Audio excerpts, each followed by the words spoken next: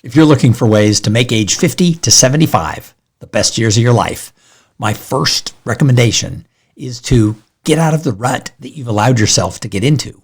You want to go out there and try new things. This became my motto when I turned 50, and it worked really well for a few years, then it didn't, and now it's working really well again. So my recommendation is think about what are things you've always wanted to do that you've never allowed yourself the chance to go and do. So for me, I started jumping off tall things because I'm scared of heights. And also another thing that I did is I started running because I'd never run at all in my life and I wanted to lose a little bit of weight. And so for 6 years, I was a pretty avid runner. Now my knees aren't letting me do that anymore. So I'm having to figure out some new things to keep in shape, or at least get into shape.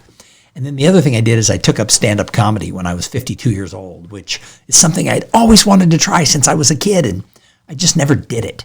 So I tell you these things because you've got to figure out what is it I'd like to do and what are the reasons I've never done it, because we can make up a million excuses.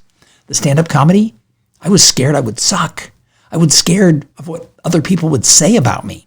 I was worried that if I failed, people would know it. And then when I got over all that, I was able to get on stage, and now I've done over 230 open mic nights. I've been a featured comic in 15 shows, and I'm going to promise you, Netflix isn't going to call and give me a special, but I'm still learning along the way 6 years later. So you've got to push yourself.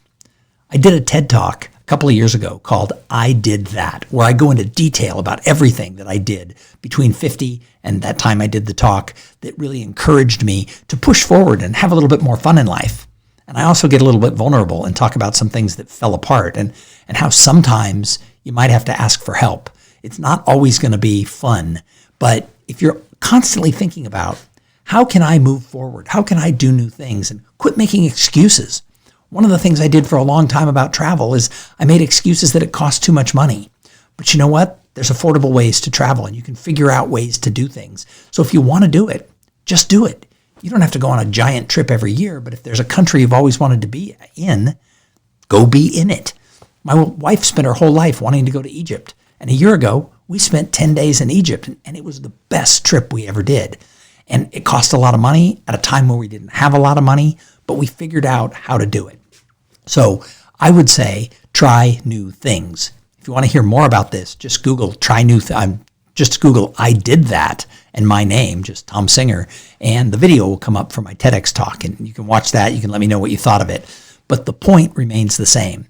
You've got to push forward. You have to take ownership of this era of your life. And if you do that, I think you're going to have a more satisfied life as you get older. Now, the one thing I hear from everybody is they go, Tom, you keep talking in these videos about making age 50 to 75 the best years of your life.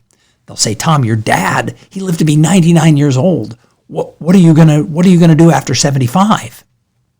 I'll cross that bridge when I get to it. But I think 50 to 75 is a magical number because we're still mobile enough, we're still healthy enough in most cases where we can go do things. So if you're watching this video, you obviously have a reason that you're watching this video. So I'm going to tell you, just go do it. And then when you're done, go, oh my gosh, I just did that. And then go do something else. Because when we push ourselves a little bit, when we try new things, when we jump off tall buildings if we're scared of height, if we eat foods we've never eaten before, if we visit countries that seem exotic, we can't come back the same person.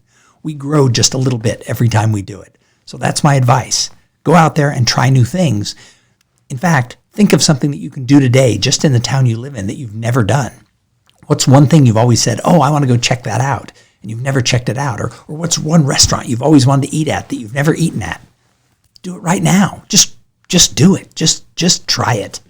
I think that you'll be better off for doing that. And the best advice I can give you is try to find a way to do the things that scare you, that frighten you, or just that you've never done.